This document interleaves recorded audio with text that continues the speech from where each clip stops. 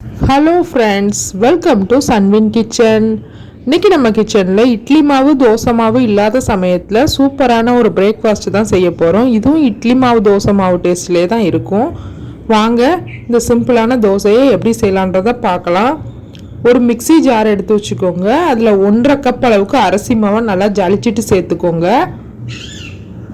கடையில் வாங்கின பச்சரிசி மாவு தான் சேர்த்துருக்கேன். அதே கப்பால் 1/2 கப் அளவுக்கு ரவை சேர்த்துக்கோங்க. 2 மீடியம் சைஸ் உருளைக்கிழங்க இந்த மாதிரி கட் பண்ணி சேர்த்துக்கோங்க, தோலெல்லாம் சீவிட்டு. ஃபஸ்ட்டு இதை ஒரு முறை தண்ணி சேர்க்காமல் அரைச்சிட்டு வந்துடுங்க. இந்த மாதிரி அரைச்சதுக்கப்புறம் 1/2 கப் அளவுக்கு தயிர் சேர்த்துக்கோங்க. 2 கப் அளவுக்கு தண்ணி சேர்த்துக்கோங்க. இந்த அளவு கரெக்டாக இருக்கும்.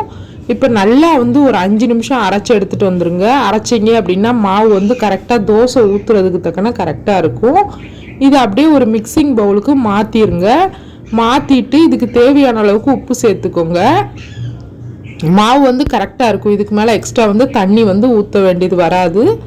உப்பு சேர்த்துட்டு நல்லா இந்த மாதிரி ஒரு கரண்டியால் கலந்து விட்டுட்டு இதை மூடி போட்டு ஒரு 1 மணி நேரம் அப்படியே வச்சுருங்க. 1 மணி நேரத்துக்கு அப்புறம் நம்ம தோசை ஊற்ற ஆரம்பிச்சிடலாம். மாவு நல்லா 1 மணி நேரம் ஊறிச்சு அப்படின்னா தோசை நல்லா வரும். அதனால தான் நம்ம இந்த மாதிரி ஊற வைக்கிறோம். 1 மணி நேரம் கழித்து திறந்து பார்த்தீங்க அப்படின்னா மாவு நல்லா ரெடியாக இருக்கும். நல்லா இந்த மாதிரி ஒரு முறை கலந்து விட்டுட்டு தோசை சுட ஆரம்பிச்சிட வேண்டியதான். ஒருவேளை உங்களுக்கு தண்ணி எக்ஸ்ட்ரா தேவைப்பட்டால் இந்த சமயத்தில் நீங்கள் கொஞ்சம் சேர்த்துக்கோங்க. ஆனால் கரெக்டாக நம்ம 2 கப் தண்ணி சேர்க்கும் போது கரெக்டாக இருக்கும். தோசை மாவு பதத்துக்கு வந்துடும்.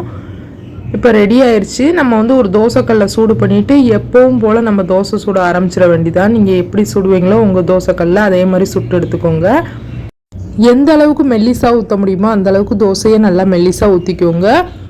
கொஞ்சமாக மேலே எண்ணெய் சேர்த்துட்டு ஒரு சைடு வெந்தவுடனே அப்படியே திருப்பி போட்டு இன்னொரு சைடு வெந்தவுடனே வெளியில் எடுத்தீங்க அப்படின்னா நல்லா சூப்பரான டேஸ்ட்டில் தோசை ரெடி ஆயிரும்.